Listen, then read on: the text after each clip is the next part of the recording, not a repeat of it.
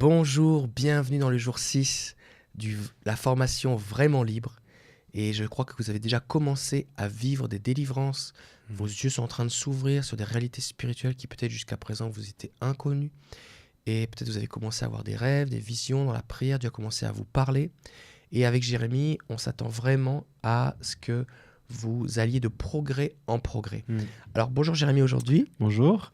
Puis bonjour David.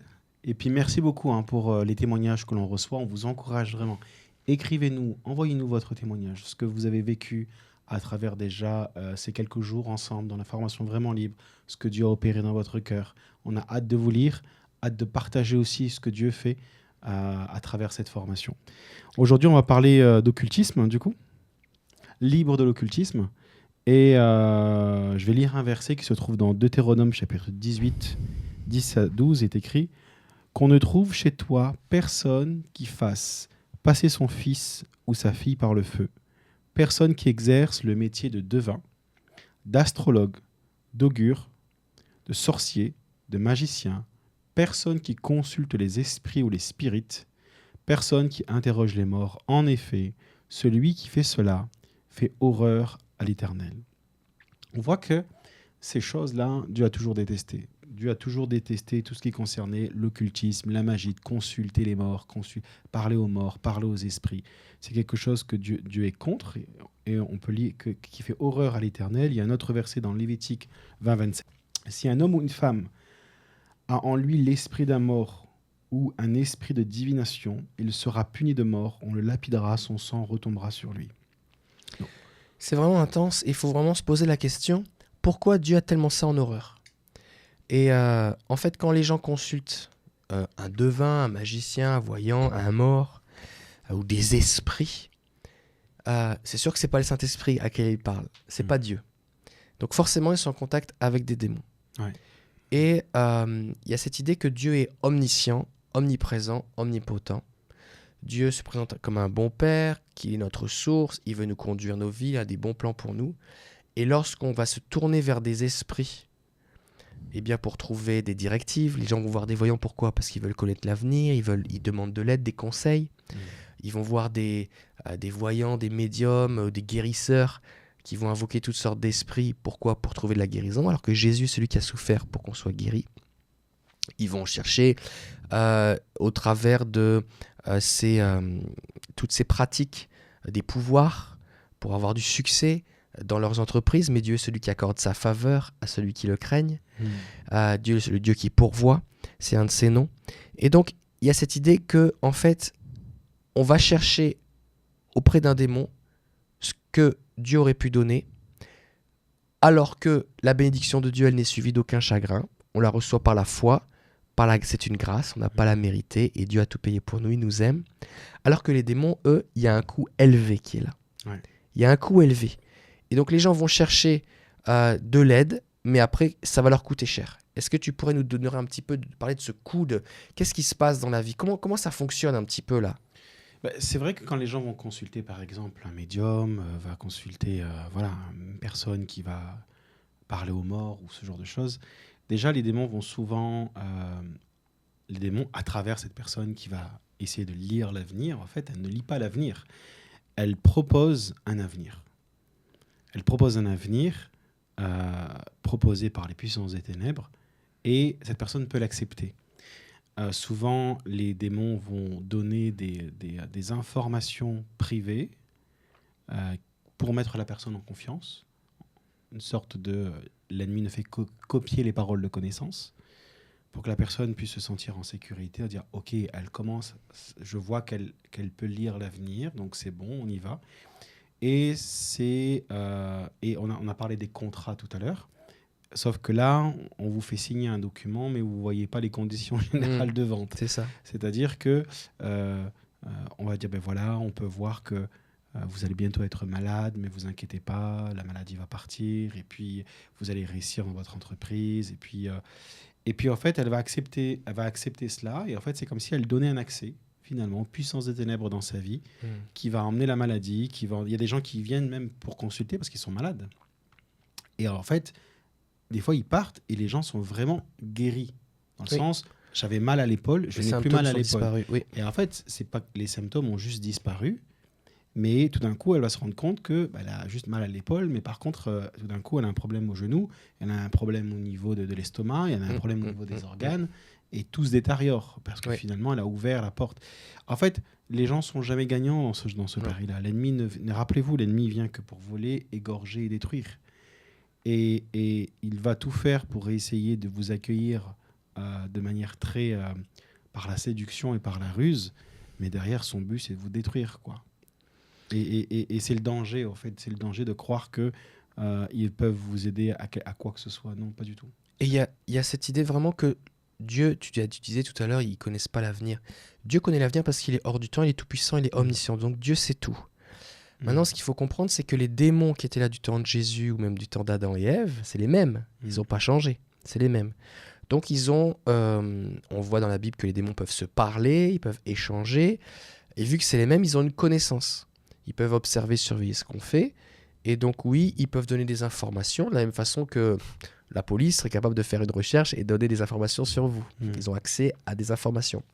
Donc la différence entre une prophétie divine, inspirée par le Saint-Esprit, et quelqu'un qui va utiliser l'esprit de divination, invoquer des esprits, c'est que donc Dieu, lui, connaît l'avenir. Il est celui qui annonce depuis longtemps ce qui va arriver. On voit toutes les prophéties bibliques qui sont là. Et c'est une des caractéristiques de Dieu. Tandis que les démons, eux, ce qu'ils font, c'est que ils vont fabriquer un avenir. C'est-à-dire qu'ils vont dire, par exemple, bah voilà, en sortant, tu vas avoir un accident. Et en fait, c'est pas que ils savent qu'il va y avoir un accident, c'est qu'ils attendent que tu sortes pour te faire avoir un accident. En fait, cette parole qui soi-disant qui annonce l'avenir est une malédiction qui fait que ça arrive. C'est ça. Ce qui n'est pas du tout pareil. Alors que la prophétie biblique, Dieu annonce les choses, mais tu gardes ton libre arbitre. Ouais. Tu gardes ton libre arbitre. L'ennemi ne connaît pas l'avenir dans le sens où on peut donner ce verset, tu sais, même si cela ne peut plus se reproduire, quand on parle le livre de Job, quand Satan va se présenter devant Dieu, il va dire mais enlève, tu as installé une haie de protection autour de lui, mais enlève toutes ces choses et tu verras s'il ne te maudira pas. Et en fait, Satan arrive devant Dieu en disant mais tu verras, en gros, Satan sait, si tu enlèves cette haie de protection autour de lui, sa famille, il te maudira. Et en fait, on voit finalement à la fin de ce qui se passe pour Job, les choses vont bien se passer pour Job. Et finalement, il n'a pas maudit Dieu. Il n'a pas maudit Dieu. Et pourtant, sa femme lui avait conseillé de le faire. Il avait conseillé de le faire. Il dit, écoute, maudit Dieu. Et puis voilà. Et lui, il a dit, non, je ne le ferai pas. Et meurt. Et il ne l'a pas fait. Et donc, même là, on voit que pour ceux qui se disent, oui, mais est-ce que Satan vraiment peut lire dans les pensées? Est-ce que Satan peut connaître l'avenir? Non. Il était persuadé, Satan, que Job allait maudire. Mais Job ne l'a jamais fait. Donc, ça prouve là même, d'un point de vue biblique, on voit qu'il ne peut pas connaître l'avenir. Seul Dieu connaît l'avenir. L'ennemi peut, de par, comme tu l'as dit, son expérience depuis tant de siècles et de siècles, sait comment fonctionne l'esprit humain et peut, comme tu l'as dit, en fait, c'est pas un avenir qu'il nous propose, c'est une malédiction. Et si on y croit et on l'accepte, du coup, la chose va arriver, quoi. Si vraiment l'ennemi avait connu l'avenir, il aurait certainement pas conseillé à Judas de livrer Jésus. Complètement. Parce qu'il n'avait pas trop capté ce qui allait se passer, quoi. Il s'est fait dépouiller. Il s'est fait dépouiller à la croix. Il s'est fait dépouiller. Et donc, quand on parle d'occultisme, il y a aussi toute cette notion de séduction où les gens ne réalisent pas en fait la portée de la chose. C'est-à-dire qu'ils pensent, on leur propose du bien. On leur dit c'est lumineux, ça va te faire du bien. Je racontais dans je ne sais plus quelle session, je disais voilà, à un moment j'étais dans un voyage, on a dit ouais, on va vous faire une cérémonie de purification, ça va vous faire du bien. Non, c'est des mensonges. Et donc il y a cette idée que beaucoup de personnes se retrouvent à avoir pratiqué des choses pensant faire du bien. Et il y a deux façons de pratiquer l'occultisme. Soit on peut avoir subi l'occultisme dans le sens où on va consulter quelqu'un qui va invoquer les esprits pour nous. Ou alors on peut avoir nous-mêmes essayé de le faire. Ou alors on peut avoir été cette personne qui a consulté les esprits pour d'autres personnes. Et il y a plusieurs choses qui entrent en jeu à ce moment-là. C'est-à-dire qu'il y a des paroles qui ont été prononcées sur nous, qui soi-disant des révélations qui en fait sont des malédictions, qu'il faut briser. Il y a dans ces choses-là, on s'est attaché à des esprits. Et c'est important de se souvenir que le diable est le père du mensonge, il est menteur. Et donc, quand par exemple quelqu'un dit oui, je veux parler avec ma grand-mère ou l'esprit de je sais pas qui, c'est pas l'esprit du mort qui vient. C'est un démon qui ment et qui se fait passer pour. Et parce que c'est un menteur. Et il y a vraiment cette idée que, ensuite de ça, la personne se retrouve liée avec ce démon qu'elle a invoqué. D'accord ? Au travers de ces pratiques, ça vient changer aussi nos pensées. Parce qu'il y a des mensonges qui sont infusés, diffusés en nous. Et ça va être important de les identifier grâce à la parole de Dieu et grâce au Saint-Esprit. Et donc, toute cette idée dans l'occultisme, il y a même cette idée de choses lumineuses et ténébreuses. J'ai rencontré des gens, moi, qui étaient vraiment très chargés spirituellement, négativement, qui avaient pratiqué l'occultisme à vraiment des degrés très importants, qui étaient même des praticiens, et qui pratiquaient l'occultisme sur d'autres personnes. Mais eux, ils disaient, oui, mais moi, je fais que les choses qui sont pour la lumière, pour le bien des gens. Parce que l'ennemi est trompeur. Et il y a beaucoup de ces praticiens, énergéticiens, tout ça, qui pensent vraiment faire du bien aux gens, qui sont eux-mêmes, à cause de l'emprise des ténèbres dans leur vie, aveuglés, mais aussi dans la souffrance, qui galèrent, et ils ont toutes sortes de difficultés dans leur vie. Ils ne sont pas dans l'épanouissement, la paix, la joie, la croissance. Non, c'est la misère sur misère. Mais ils sont trompés, ils sont aveuglés. Et donc, la première chose qu'on pourrait faire déjà, avant d'aller plus loin, c'est de dire, Saint-Esprit, ouvre mes yeux. Que ces choses, parce qu'il y a un verset qui dit en Corinthiens que même Satan se déguise en ange de lumière. Et je me souviens donc cet homme, pour revenir à cette anecdote, qui est une réelle histoire, cet homme disait, c'était quelqu'un qui voyait dans l'esprit, on en a parlé des gens qui voyaient dans l'esprit, donc il y a des gens qui voient dans l'esprit dès la naissance, et que Satan va essayer de leur faire peur, ou alors il va essayer de les récupérer pour lui. Oui, parce que c'est les utiliser. Oui, parce c'est du recrutement. C'est ça, parce qu'en fait, il faut comprendre aussi, on fait une petite parenthèse, là, mais il y a des gens qui sont sensibles au monde spirituel dès leur naissance, et en fait, c'est parce que c'est des dons que Dieu a fait, et l'ennemi le repère, et le but de l'ennemi, c'est de dire, Dieu lui a fait un don, et je vais tout faire pour l'utiliser, pour être un de mes prêtres, être un sorcier, être un... Voilà. On les de la même choisit. façon qu'un proxénète va trouver une jolie fille, et il va l'utiliser pour en faire une prostituée. C'est ça. Donc il y a ce don de Dieu qui est là. Et le but, c'était que ce don de Dieu était pour bénir l'Église. Et il faut en être conscient, quoi. L'ennemi ne fait qu'utiliser les choses. Il ne peut pas les créer. Ne les crée pas. Et donc cet homme me disait que donc il voyait, et quand il faisait toutes ces choses spirituelles, occultes, il y avait des choses qu'il voyait comme étant lumineuses et des choses qu'il voyait comme étant ténébreuses, qui lui faisaient vraiment peur. Donc il allait pas vers les choses vraiment ténébreuses, qui pour lui étaient évidentes des ténèbres, mais il allait vers les choses qui pensaient être lumineuses, mais qui étaient hyper démoniaques. Il était juste trompé. Il était trompé. Et d'ailleurs, j'aimerais vous mettre en garde, on en a déjà parlé ensemble, Jérémy, vous mettre en garde contre le fait de découvrir le monde spirituel, c'est-à-dire de découvrir comment fonctionne le monde spirituel, d'être avide de connaissances en interrogeant des gens qui ont vécu l'occultisme. Oui. Parce que, oui, des gens qui ont vécu l'occultisme ont une certaine expérience du monde spirituel, de certains principes spirituels et de certaines réalités spirituelles. Cela dit, ils ont été trompés. Ils ont été aveuglés. Satan leur a menti. Et donc, il y a des choses qui sont perverties, tordues. Prenons un exemple. Simon le magicien, dans les Actes des Apôtres, dans Acte 8, voyant la puissance que Philippe l'évangéliste manifeste en chassant les démons et en guérissant les malades, se convertit, se fait même baptiser.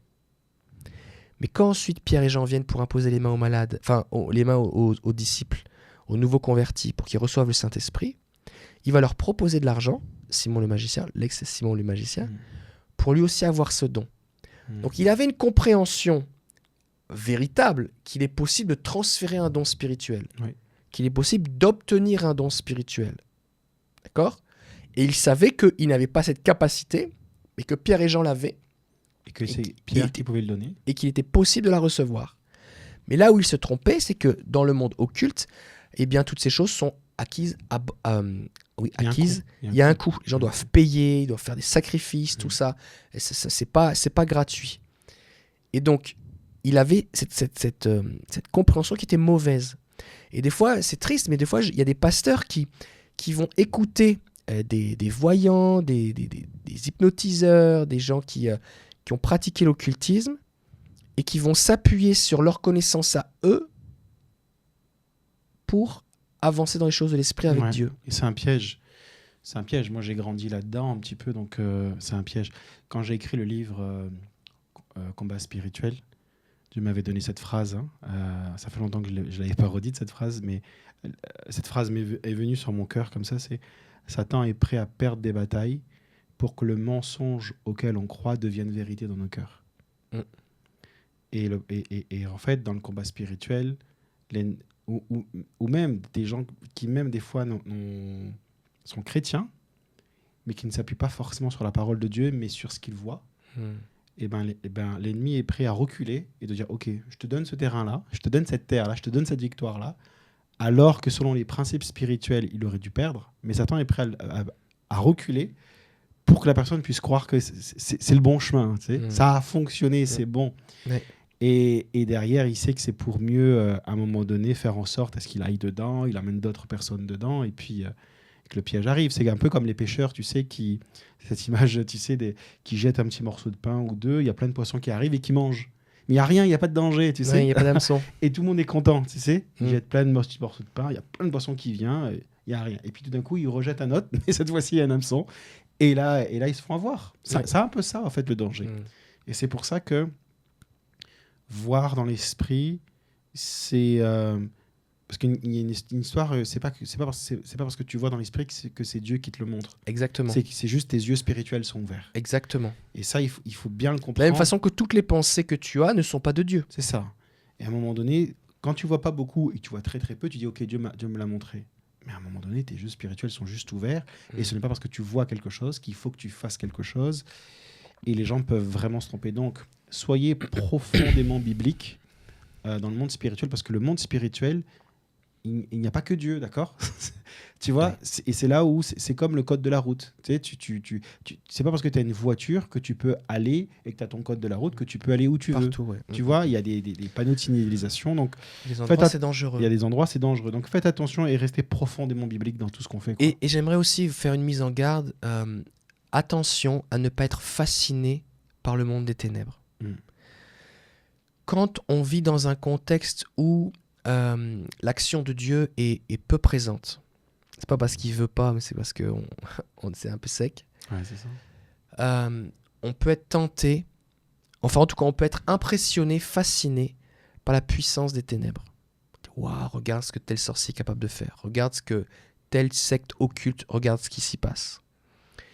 Et je crois qu'il y a un danger pour les chrétiens à se laisser fasciner et avoir une curiosité malsaine sur tout ce qui se passe dans l'occultisme. Parce qu'en fait, plus vous allez vous nourrir de ce qui se passe dans l'occultisme et de la puissance de Satan, qui est dans un sens est réel, plus l'ennemi va grandir dans votre tête. Et moins Jésus va être présent. Et vous allez vous retrouver avec cette impression que Satan est plus fort. Ouais. Ou alors avoir peur, être toujours dans la peur. Ou alors même carrément oublier le but, que votre rôle à vous, c'est de chasser les démons et d'annoncer la bonne nouvelle, que l'Esprit du Seigneur est avec vous, que vous êtes un ambassadeur pour Christ, que vous êtes là pour établir le royaume de Dieu. Et donc attention à ne pas passer votre temps à regarder des vidéos, des reportages sur l'occultisme, sur tout ce qui s'y passe, et toutes les sectes, et tous les cultes sataniques, et tous les trucs et les machins. Vous n'en serez pas édifié.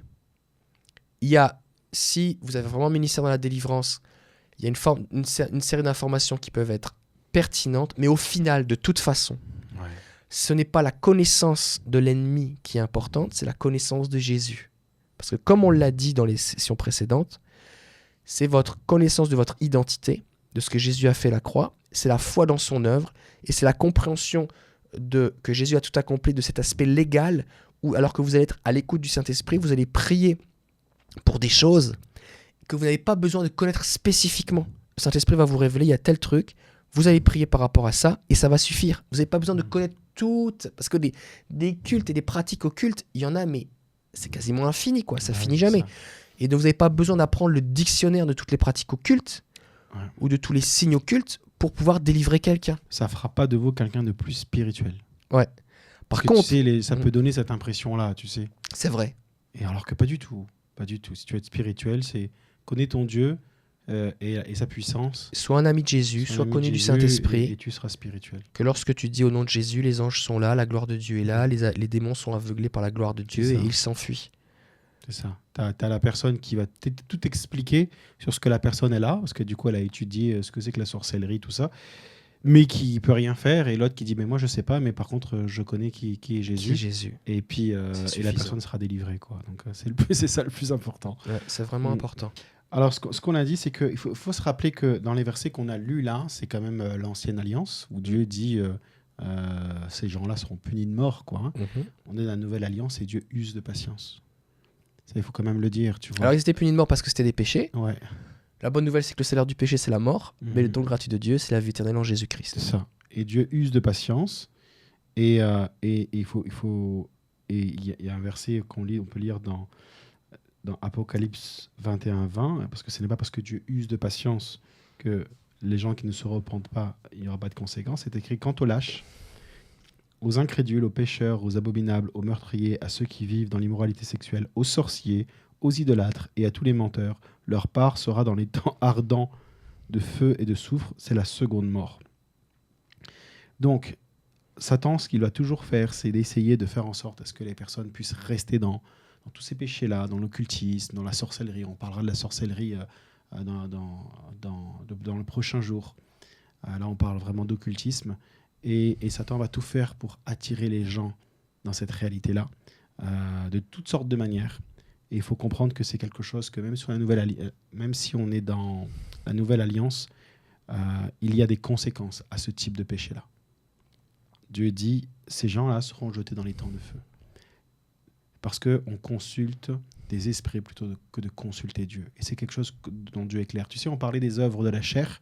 Et dans les œuvres de la chair, on a cité aussi la magie, l'idolâtrie. Ouais. Il y a des péchés qui sont des œuvres de la chair qui n'ouvrent pas forcément des portes à des démons. D'accord ? Dans le sens, tu l'as pratiqué une fois, tu t'es mis en colère vraiment violemment. Ça ne veut pas dire que tout d'un coup, ok, tu as été incontrôlable, ok. Ça ne veut pas dire que tu as un esprit de colère, quoi. Tu te repens mais tu vois, il y a quand même certains péchés d'œuvres de la chair, comme l'idolâtrie et la magie, qui, je trouve, une seule fois suffit quand même pour que ça ouvre une porte à un démon. Comme s'il y avait...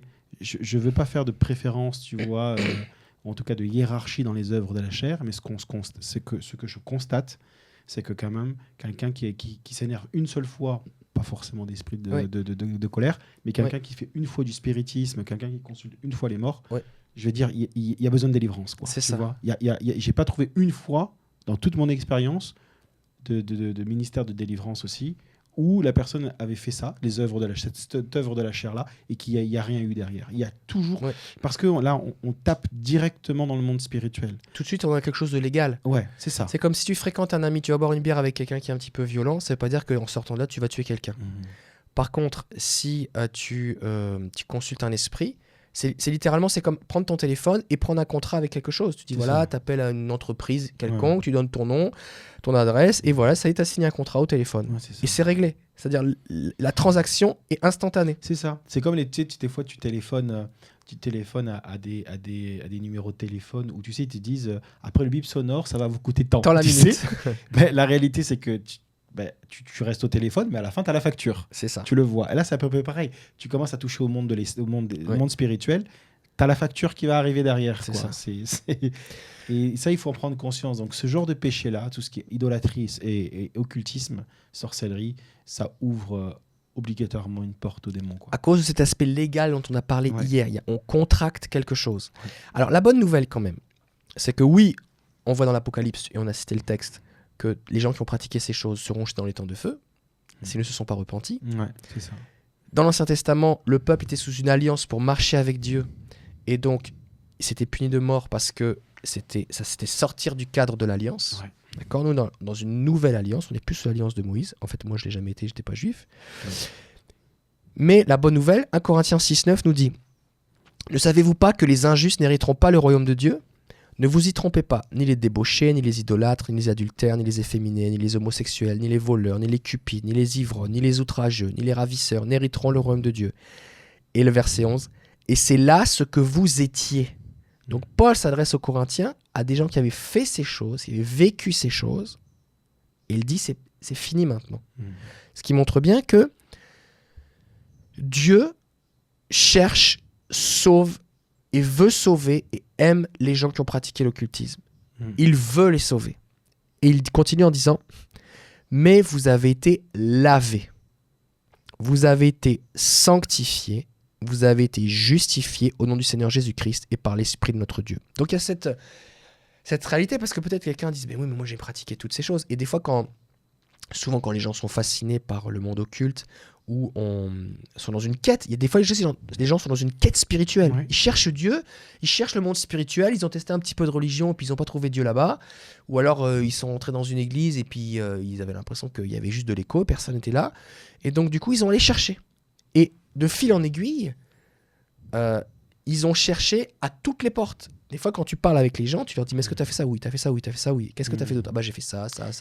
Et les gens ont tout essayé. Mais tu vois, j'ai un témoignage là qui me vient. Quand tu parles de ça, j'étais avec mon épouse, on était en vacances, tu vois, dans une ville, et le Saint-Esprit me parle. Et il me dit, je veux que tu ailles dans telle église dimanche matin, parce que j'ai besoin de toi. Donc j'en parle à ma femme, tu vois, je dis, écoute, j'ai l'impression qu'il faut qu'on aille dans cette église. C'était quoi, ma première ou deuxième année d'école biblique, tu vois, on venait rentrer en France pour voir la famille et tout. Et puis on y va. Et pendant le culte, alors qu'on est là, en église, tu vois, il y a rien, tu vois. Je me dis, pourquoi tu m'emmènes ici, quoi? On est là, et tout d'un coup, pendant le culte, il y a une femme qui commence les démons commencent à se manifester, tu vois. Et ça crie, ça hurle et tout. Puis les gens l'amènent, tu vois, dans une autre salle au fond. Et à ce moment-là, le Saint-Esprit me parle et me dit, je t'ai emmené ici pour elle. Donc là, tu vois, c'est délicat, parce que du coup, moi, je ne connais pas l'église, je ne connais pas les pasteurs, je ne connais rien, je ne peux pas débarquer comme ça en disant, laissez-moi faire, tu vois. Et donc, du coup, je vais au fond de la salle, je dis à Marion, écoute, à mon épouse, écoute, il faut vraiment que j'y aille pour cette personne-là. C'est pour elle qu'on est venu. Et donc, du coup, c'était les anciens de l'église qui l'avaient mis à part et tout. Et puis, je dis, écoutez, voilà, je me présente, est-ce que je peux prier pour elle et tout. J'explique qui je suis. Ils disent, oh, okay, pas de souci, on t'accueille, tu vois. Et en fait, quand je suis rentré, ils n'étaient pas en train de faire la délivrance, quoi. Ils étaient en train de la calmer pour qu'elle boive un verre. J'ai compris ils ne savaient pas quoi faire. Je savais que personne, ils ne savaient pas du tout quoi faire, tu vois. Et elle ne parlait pas français, la femme. En plus. Ouais, elle était espagnole, elle parlait espagnol. Il y avait sa sœur qui était là, qui l'avait accompagnée, qui parlait un peu français, qui essayait avec un français un peu très limité, essayer de savoir ce qui se passe. Et donc là tu vas à la parole de connaissance, tu vois, t'as pas le temps, oui. tu vois. Tu peux pas dialoguer, échanger, faire un questionnaire. Non. Pas donc le temps. là, on fait ce qu'il y a à faire. Je vois les contrats, les trucs, je commence à défaire et autres. La personne, elle vit une vraie délivrance, tu vois, elle est libre. Et puis du coup, j'ai un temps avec ces deux femmes à la fin du culte, où ils me disent, ben voilà, en fait, elle avait vécu des choses difficiles, démoniaques, et ils ont tapé à toutes les portes, dans toutes les religions possibles et inimaginables, pour essayer de trouver une délivrance. Et ça a empiré les choses. Et ça a empiré, et puis ça n'arrivait pas, et puis rien à faire. Et du coup, ils ont dit, on va tenter une église chrétienne, quoi. Et ils sont venus à ce moment-là, et Dieu m'avait emmené dans cette église pour qu'elle puisse recevoir sa délivrance, à accepter Jésus comme son Seigneur et Sauveur. Et tu vois, et j'ai trouvé, tu vois, là, il y a des gens comme ça qui par des fois, tu sais, ils veulent juste s'en sortir. C'est comme la femme à la perte de sang qui a dépensé tout son argent. Elle allait de pire en pire auprès des médecins. Les médecins à l'époque, c'était quasiment de la sorcellerie. Et ça allait de pire en pire. Ouais. Et les gens font ça, on cherche. Et peut-être vous avez regardé cette vidéo. Et là, vous dites, mais moi, oui, c'est vrai, avant de rencontrer Jésus, c'est ça. J'ai frappé à toutes les portes, j'ai tout essayé. Peut-être même que vous n'êtes même pas encore chrétien et vous regardez cette série de vidéos et dites, ok, mais là, je découvre des choses, que Jésus peut m'aider. Vous êtes tombé sur cette formation en ligne grâce à YouTube et on vous en a parlé, peu importe. Et là, vous êtes dans cette recherche. Cette idée de dire, mais moi, je cherche de l'aide, mais qui peut m'aider? Jésus est la solution. Amen. Une autre chose qui est importante, je pense, dans ce que tu as dit, c'est que la personne elle a commencé à vivre des manifestations pendant le culte. Et une des caractéristiques aussi, c'est que dans l'adoration, dans la présence de Dieu, les manifestations se produisent. Pourquoi? Parce que quand le peuple loue le Seigneur, la présence de Dieu devient plus tangible, plus manifeste, et ça fait une confrontation de puissance. Et c'est là que les démons se manifestent. C'est ce qui s'est passé dans la synagogue avec Jésus. Jésus arrive au jour de la synagogue, tout le monde est là réuni comme tous les sabbats, et puis quand Jésus rentre dans la pièce, il y a un démon qui se manifeste. Pourquoi ? Parce que l'onction, la gloire de Dieu n'était pas présente avant que Jésus rentre. C'était juste de la religion. Ou en tout cas pas assez fort. De la tradition. Voilà, pas assez fort pour que ça se manifeste. En tout cas, le démon n'était pas dérangé. Ouais, c'est ça, exactement. Et donc... Parce que d'ailleurs, le démon va dire, c'est pas encore notre temps, quoi. Oui, c'est ça. On est tranquille, on a le temps. Ouais. Et donc, des fois, je mentionne ça parce que des fois, les gens sont dans leur église, sont chrétiens depuis des années, tout ça. Et oui, ils ont pratiqué un peu d'occultisme, ou beaucoup. Mais bon, ils ont été baptisés, ils ont confessé Jésus, ils cheminent tranquillement. Ça avance pas très vite, mais bon, ils ont leur petite routine, ils vont à l'église, tout ça. Et là, ils vont dans une conférence où il y a un invité qui arrive, il y a un autre pasteur, il y a... il prie... Quelqu'un qui a un autre niveau d'onction. Et là, d'un seul coup, il vit des manifestations. Et là, la personne ne comprend pas ce qui lui arrive. Et mais je comprends pas, qu'est-ce qui m'arrive, tout ça. Est-ce que ce pasteur-là est bizarre ? Non, c'est pas que le pasteur est bizarre, c'est juste qu'il y a plus d'onction. Et donc, cette chose qui était en toi, ce démon qui était en toi, était tranquille jusqu'à présent, et là, il est dérangé. Et ça va être l'opportunité de vivre une délivrance. Ouais, c'est ça, exactement. Donc, il y a des personnes aussi, vous êtes... par exemple, les gens, des fois, regardent nos lives, on est en train de prier pour les gens, et les gens disent, pendant que vous priez, je sens une oppression. Et en fait, c'est pas notre prière qui produit l'oppression. L'oppresseur était déjà là en vous. C'est juste que notre prière, et souvent en plus on est en live, on fait des lives sur YouTube, des fois même c'est en différé, on vous connaît même pas, on prie pas spécifiquement pour vous, même si on prie pour tous les gens qui regardent, mais l'idée c'est que c'est la présence de Dieu, c'est le Saint-Esprit qui vient confronter cet oppresseur qui était là en vous et qui réagit, qui se manifeste. Donc dans ces cas-là, n'ayez pas peur, mais en fait... C'est toujours un bon signe quand il y a une manifestation. Bah oui. Parce que... C'est mieux qu'il soit à l'extérieur qu'à l'intérieur. Oui, c'est ce que dit notre ami Carlos Payan. Un démon, une bonne chose, c'est qu'il faut toujours qu'il soit à l'extérieur, pas à l'intérieur. C'est ça. Et donc, l'idée, c'est que quand vous... Parce que c'est des choses... On a parlé du fait des délivrances par étapes. Ouais. Mais tu vois, je vais rebondir là-dessus parce que, en fait, parce qu'il y a des gens qui vont dire, oui, mais moi, quand même, dans l'église, j'ai quand même demandé pardon. Mais en fait, il y a une différence entre, par exemple, j'ai signé un contrat. On avait déjà parlé du contrat de téléphone, on va rester sur cette... Et j'ai un contrat de téléphone et je dis, non, mais moi, je ne vais plus l'utiliser. Et donc, je range le téléphone et je range le contrat, je le mets dans un tiroir en disant, plus jamais je vais utiliser ce téléphone-là. Eh bien, c'est bien. Mais ce n'est pas pour autant que le contrat a été rompu. Exactement. Et donc là, il y a des personnes qui disent, ils sont à l'église, ils ont pratiqué de l'occultisme, ils ont touché à ces choses-là, mais ils disent, oui, mais moi, je ne les pratique plus, j'ai demandé pardon à Jésus. À Dieu. Oui, c'est bien. Mais le contrat court toujours, quoi. Et donc, Jésus t'a pardonné, ce qui fait que tu vas pas aller en enfer pour ça. Mais le filet de l'oiseleur, je rappelle que c'est le thème de cette formation, il est celui qui te délivre du filet de l'oiseleur. Psaume 91, verset 3. Le filet de l'oiseleur, il est toujours là.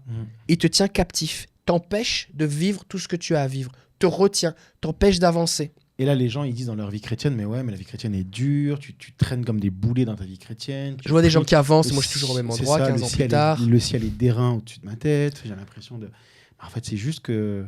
Ou j'ai du mal à prier, j'ai du mal à lire la Bible, quand je commence à prier, je m'endors instantanément, quand je suis dans la présence de Dieu, quand on y a de la louange, moi j'ai pas cette liberté, je me sens retenu, j'arrive pas à prier à voix haute, je me sens étouffé ou oppressé lorsque les gens se mettent à parler en langue autour de moi, et les gens vivent toutes ces choses-là, et là c'est le signe qu'on a besoin d'une délivrance. Donc, il y a vraiment une différence dans ce que tu dis entre demander pardon et renoncer. Prenons un exemple de quelqu'un qui aurait invoqué les morts. C'est une chose de dire « Seigneur, je te demande pardon d'avoir invoqué les morts et je décide de prier seulement Jésus, qui est le seul mort qui est ressuscité compris. » Parce que tous les autres personnes qui sont ressuscitées sont remords. Ouais, c'est ça. Donc, le seul qui est ressuscité pour toujours, qui est l'alpha et l'oméga, le commencement, la fin, la résurrection et la vie, le vivant pour toujours, c'est Jésus-Christ. C'est pour ça qu'on prie Jésus. D'accord ? Le Père, lui, il n'est pas mort, donc il est toujours vivant, donc on le prie aussi. Et on peut aussi prier le Saint-Esprit qui n'est pas plus mort et pas ressuscité, il est toujours vivant. L'esprit de vie, ok.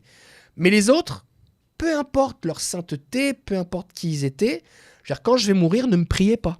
si vous regardez cette vidéo et que je suis mort, parce que ça se peut avec YouTube, je sais pas quand est-ce que je vais mourir et je sais pas comment ça va se passer à YouTube, j'en sais rien dans l'avenir, mais j'ai écrit des livres. Si vous tombez sur un de mes livres ou sur le livre Combat spirituel de Jérémie, que quelqu'un vous donne, ça c'est, j'en sais rien moi quand Jésus va revenir, mais ça se pourrait que quelqu'un vous ait tombé entre les mains d'un livre, pendant 100 ans. qui a été écrit dans 100 ans, c'est votre grand-père ou votre arrière-grand-oncle qui vous donne un bouquin et le livre est tout joli. C'est le livre d'un gars qui s'appelait Jérémie Potin qui est décédé et là il y a une prière et vous vivez une délivrance. Ne priez pas Jérémie Potin, ne priez pas David Terry. D'accord ? Ça pourrait arriver, hein ? Ça, on se projette, mais franchement, ça pourrait arriver. Donc, on prie le vivant. Alors maintenant, prenons l'exemple. Vous avez pris les morts. Et là, on va faire une liste tout à l'heure de toutes les pratiques occultes, mais la liste est quasi infinie. Vous l'avez fait. Vous avez demandé pardon à Jésus, c'est bien. Vous avez cru en Jésus, c'est bien. Mais vous n'avez pas renoncé spécifiquement à cette pratique. Prenons l'exemple d'avoir prié les morts. Eh bien, il faudrait dire, je renonce maintenant à la prière aux morts. Je me sépare de ces esprits que j'ai invoqués à cause de mon ignorance. Je renonce aux prières que je leur ai faites. Je renonce aux choses que j'ai reçues, qui m'ont été déclarées. Oui, c'est ça. Tu vois, qu'on m'a dit. Qu'on a déclaré sur ma vie. Alors, ça peut être au travers d'un médium ou au travers directement d'une vision, d'une transe, j'en sais rien comment ça s'est passé. Mais en tout cas, il y a quelque chose qui m'a été communiqué. Je renonce à ces paroles, parce que c'est forcément toxique et mensonger. Et donc, je renonce à ces paroles. Et je me sépare. Spirituellement. Je me sépare spirituellement de ces esprits que j'ai invoqués. Et je commande à tout esprit qui s'est attaché à moi de quitter ma vie. Voilà. Donc vous comprenez l'idée ?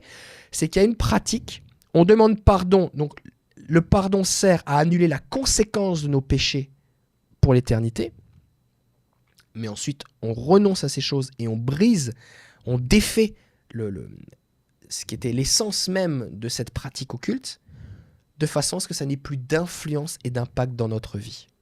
C'est ça, c'est complètement ça. Et là, il y a une vraie différence après. Parce que du coup, l'ennemi ne peut plus rester. Exactement. Et c'est vraiment important ce que tu as dit, Jérémie, tout à l'heure, de dire il suffit de le faire une fois. Parce que des fois, les gens disent, des fois, on dit aux gens, t'as fait l'occultisme ? Non. Après, tu te dis, t'es sûr ? Ah ben, maintenant que tu le dis, c'est vrai. Une fois, j'ai fait ça. Après, je suis allé voir. Une fois, je suis allé consulter tel voyant. Ou j'étais avec des amis, on a fait tourner la table. Mais moi, j'ai rien fait, j'ai accompagné. J'étais juste participant, spectateur. Mais c'est pas moi qui a fait la prière. Oui, mais t'as participé. Oui, mais t'as quand même participé, quoi. Et c'est ça le truc qu'il faut comprendre comment ça fonctionne dans le monde spirituel. C'est que si Satan te disait,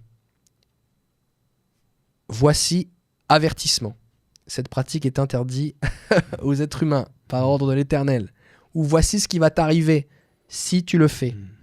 Voici à quoi tu t'engages. Voici les droits que tu me donnes dans ta vie à toi, sur ton couple, sur tes enfants, sur tes descendants. Mais personne ne le ferait. Bien sûr. Et donc, il y a toute cette idée que, j'appelle ça les esprits dormants, c'est que l'ennemi, en fait, le but de l'ennemi, ce qu'il faut comprendre, c'est que l'ennemi est patient.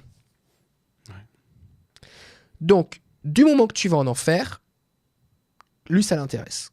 Donc, s'il peut te mettre le grappin dessus progressivement, et c'est ça souvent, c'est que les gens, et c'est ça, c'est particulier, c'est que les gens, des fois, ne commencent à avoir des manifestations qu'une fois qu'ils deviennent chrétiens. Je sais pas si tu as constaté ça. Ouais. Oui, attends, je voulais juste rajouter quelque chose, parce que tu disais qu'ils veulent emmener ces personnes aux enfers. Donc, c'est pas Satan qui va régner dans l'enfer. Tu sais, les gens peuvent avoir une image en disant je vais faire grossir mon royaume. Non. En gros, il va être jeté en enfer. Oui. Et son désir, c'est de dire je n'irai pas tout seul.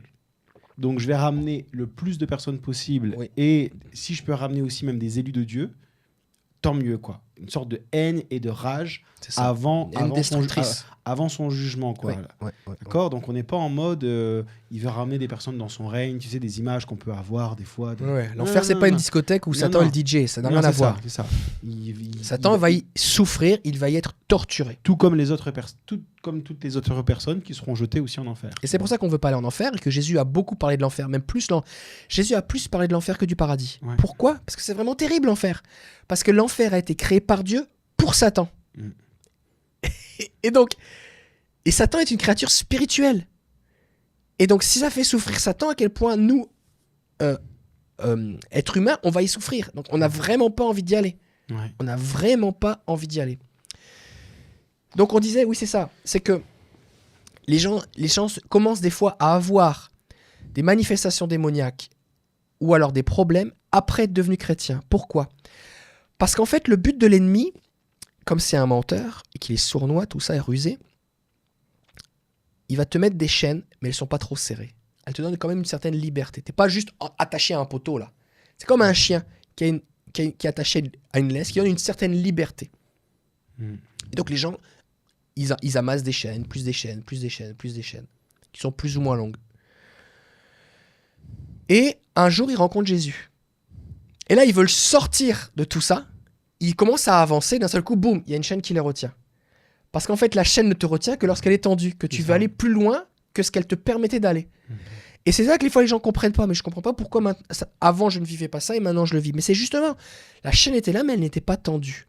Et donc, c'est important que vous le compreniez. Parce que des fois, les gens disent, mais c'est parce que je suis moins spirituel. Mais non, au contraire, c'est parce que tu es en train de devenir plus spirituel. Tu te rapproches de Jésus, tu t'éloignes de l'ennemi. Et la chaîne se tend. Et c'est le temps de la couper. C'est ça, exactement. Puis l'ennemi sait très bien qu'à ce moment-là, il peut te perdre. Donc du coup, il y a toute cette manipulation aussi, ce contrôle, cette peur qui se crée, où les gens disent « Ah, mais ma vie était mieux avant ». Non, c'est juste qu'en fait, les gens ne font pas la différence entre « Ah, j'avais pas vu que j'avais des chaînes » et « Oh là là, c'est plus difficile qu'avant », tu vois. Non, il y a cette réalité. On peut faire une liste aussi, tu sais. Donc souvenez-vous bien de cet aspect légal. De cet aspect légal que c'est important de le faire et de renoncer à la chose. Et on va vous faire une liste de pratiques. Certaines qu'on va citer, vous dites, bah oui, ça me semble évident. Pour d'autres, ça semble pas aussi évident.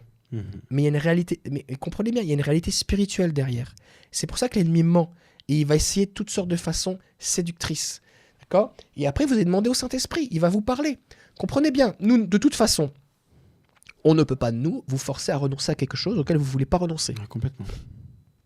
Et donc, c'est pour ça aussi qu'on a cette approche où on vous demande à vous de demander au Saint-Esprit de vous parler, parce que quand le Saint-Esprit vous parle à vous, vous allez vivre cette conviction.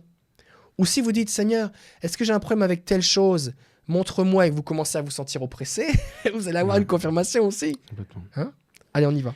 Bon, on va pas. C'est une liste non exhaustive. On peut pas faire une liste, elle serait infinie, d'accord. Mais on en a cité quelques-uns qui, David et moi, on avait l'impression quand même que c'est des choses qui pouvaient y revenir. On parlait déjà premièrement des jeux occultes. D'accord. Quand on parle des jeux occultes, ça peut être des jeux d'étranglement pour une sorte de mort subite, de ressentir ces choses-là. Voilà. Donc, c'est sous forme de jeu, mais il y a une dimension où on invoque les esprits. Oui, c'est ça. Il y a une dimension à rapport avec la mort, avec la divination, l'avenir, des choses comme ça. Et ça peut être des jeux pour les enfants ou des jeux pour adultes. Il y a des fois les enfants qui sont traumatisés par ça. Ils disent je m'en souviendrai toute ma vie. On a fait une soirée pyjama et puis il y a quelqu'un qui a sorti un jeu. Oh, on va faire ci, on va faire ça. Et puis il s'est passé un truc. Et j'ai senti quelque chose rentrer en moi et depuis j'ai été différent. Ou il y avait une de mes copines qui était là, après elle s'est suicidée. Et les gens vivent cette chose. Ils disent bah, oui, je me souviens, j'étais participant, mais voilà, j'étais juste un jeu. Non, c'est pas juste un jeu. Tu as participé à un rituel qui ressemblait à un jeu et il faut briser cette chose au nom de Jésus. On peut parler aussi du coup des jeux, même des jeux vidéo occultes. C'est-à-dire, je parle pas des petits jeux tranquilles. Il y a vraiment des jeux où tu jettes des sorts à des gens, tu fais un pacte avec Satan. Donc on parle vraiment des jeux de sorcellerie, des jeux vidéo de sorcellerie, quoi. Et les gens ont besoin ensuite vivent une sorte de dépression, sont pas bien, et en fait ils se rendent pas compte que se jettent des sorts l'un l'autre, ils font des pactes démoniaques dans leur jeu pour avoir plus de puissance, et en fait ils se rendent pas compte que c'est réel, quoi. Et donc j'ai une vidéo d'un pasteur là qui était justement sous emprise de démons suite à avoir joué avec des jeux en ligne comme ça justement, le jeu World of Warcraft. Et ça a amené toutes sortes de problèmes dans sa famille, tout ça. Il a dû vivre une délivrance et il en parle. Et vous la trouverez sur ma chaîne YouTube. Et c'est important de le considérer. En fait, souvent, l'ennemi va utiliser deux choses opposées. Il va soit essayer de se grossir pour faire peur aux gens, pour les impressionner. Soit il va essayer... Donc, et en gros, l'idée, sa technique, c'est de faire croire, en gros, tu peux pas te délivrer, c'est trop tard. Des fois, il y a des gens, ils ont dit non, mais c'est trop tard, je suis allé trop loin. C'est pas vrai. Ce n'est pas vrai, et je parle à ceux qui regardent cette vidéo, ce n'est pas vrai que tu es allé trop loin. peu importe ce que tu as fait, quand bien même tu aurais fait des sacrifices humains, tué des enfants, peu importe ce que tu as fait, et que l'ennemi te dit « je te tiens, jamais tu n'en sortiras », ce n'est pas vrai, Jésus est plus fort. Ouais. Ça, c'est pas vrai. Il y a les oui. tables tournantes, d'accord. Le but, c'est pas d'expliquer, si vous savez pas grave, mais en tout cas, si vous avez pratiqué ces genres de choses, ou autour d'une table, vous mettez vos mains, bref, pour que la table tourne, pour que les démons fassent tourner la table. Voilà, les expériences hors du corps, donc on parle là de voyage astral. Méditation transcendantale, l'idée Ouais. de sortir de son corps. C'est ça. L'idée, ce qui se passe, c'est que vous offrez votre esprit à des démons pour qu'ils vous fassent voyager. Alors les gens ont pas ils pensent que c'est par la force de leur pensée, tout ça, machin, mais en gros, c'est ça qui se passe. Et des fois, il y a des gens qui disent, mais là, j'ai vécu des expériences où je suis sorti de mon corps, mais sans le vouloir. Au début, les gens font ça comme... ils pensent ceux qui contrôlent, et après, ils ont plus le contrôle. Ouais. Alors il faut se rappeler quand même que ils ne font que copier ce que Dieu fait. Parce que Dieu le faisait aussi avec le prophète Ézéchiel, Oui. avait pris son esprit, l'avait emmené, mais là c'est le Saint-Esprit qui contrôle, hein, et qui prend l'esprit de la personne et qui l'emmène. Là c'est les démons qui le font. Donc c'est des choses qui sont démoniaques. Les envoûtements, planche de Ouija. Une planche de Ouija, c'est un truc... tu peux même l'acheter sans problème sur Internet ou même dans des magasins de jeux. Tellement c'est catastrophique, où on interroge des esprits, au fait. Hein. On lui pose des questions, et puis il y a des trucs qui commencent à bouger. C'est une variante de la divination, c'est-à-dire qu'on invoque des esprits dans le but d'obtenir des informations.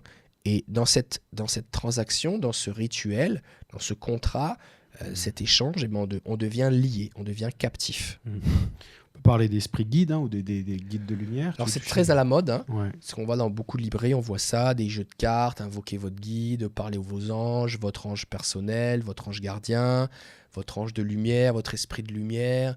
Et donc les gens pensent, parce qu'ils sont en recherche, ils ont une soif, l'être humain a une soif de spiritualité, les gens recherchent et ils se retrouvent captifs, ils invoquent des démons. Parce qu'on doit pas parler, on n'est pas censé avoir un culte des anges. Paul va même dire, qui vous a séduit par un culte des anges? Donc les anges sont réels, ils existent, ils ont pour mandat d'obéir à Dieu. C'est pas le but de toute cette vidéo, mais vous regarderez ce que font les anges. Il peut arriver qu'un ange parle pour communiquer une parole de Dieu. Ouais, c'est arrivé pour Marie, l'ange Gabriel ou d'autres. Mais notre rôle n'est pas d'avoir un culte des anges. On rend un culte à Dieu. Et les anges, c'est pas à nous qu'ils obéissent. Ouais. Ils obéissent à Dieu. Ouais. Nous, on prie Dieu. L'écriture automatique, la divination, magie blanche, magie noire. Il y a des gens qui pensent que la magie blanche, voilà, comme tu disais au début, Peu importe la couleur, ouais. Ouais, c'est un peu peu importe la couleur, c'est de la magie. Le magnétisme, le tarot. Alors, juste mentionner concernant le magnétisme, on pourrait mentionner toute la notion de don que les gens ont hérité. Oui, c'est vrai, parce que souvent c'est ça. C'est voilà. Bah voilà, j'ai transmet. reçu ça de ma grand-mère, ça se transmet, c'est dans ma famille, et les gens pensent des fois que c'est divin. Alors que c'est juste un contrat qui a été fait en disant sur plusieurs générations. C'est ça. Et donc les gens pensent faire du bien parce qu'ils vont avoir certains effets, que ce soit de guérison, que ce soit de prédiction, sauf qu'ils vont lier toutes ces personnes qui les ont consultées à ces puissances de ténèbres qui les tiennent captifs. Donc il faut renoncer à ces choses. Donc si vous avez... Des fois les gens font le pendule sur leur enfant pour deviner le sexe. Il y a tellement de pratiques qui sont là, tellement de variantes, ok ? Mais ces choses sont contraires à l'esprit de Dieu. L'idée vraiment, c'est que chaque fois que vous invoquez un esprit, mais c'est qui cet esprit? Est-ce que c'est le Saint-Esprit? Si c'est pas le Saint-Esprit, c'est un mauvais esprit. Et s'il y a une énergie qui est utilisée, si ce n'est pas le Saint-Esprit, alors c'est une mauvaise énergie qui a une mauvaise source. Il faut vraiment trouver quelle est la source. Ensuite, il y a quoi? On avait parlé de tarot. Alors, quand on parle de tarot, il y a un jeu de cartes qui est le tarot. Là, on ne parle pas de jouer aux cartes, là, simplement. C'est pas là. ça. Je crois que c'est le tarot de Marseille qu'on parle. Oui, le tarot qui sert à prédire l'avenir, rejeter des l'avenir. sorts, des malédictions, Voilà. tout ça. Tout ce qui est radiesthésie. Donc tout ce qui est baguette. Avec des baguettes, pendules, voilà. Donc, ça, c'est pas... Le magnétisme, la sorcellerie et les rituels sous toutes ses formes. On parle d'incantation, on parle de sortilège. Lecture des lignes de la main. C'est un truc un peu classique. Passe-moi ta main, je vais lire sur la ligne de tes mains, tu donnes ta main droite. Et des fois, les gens font ça, ils sont à la foire ou je sais pas où. Ouais, c'est ça. Et un jour, quelqu'un m'a déclaré la fête quelque foraine. chose et la personne prononce une parole de malédiction. À cette parole de malédiction est attaché un démon et qui va pourrir la vie de la personne. Et des fois, les gens, après ça, ils sont poursuivis par ce mensonge, cette parole de malédiction qui a été semée en eux et ils vont y prêter foi aussi. Et il y a aussi cette réalité du démon. En fait, dans la transaction, je te demande de me dire l'avenir.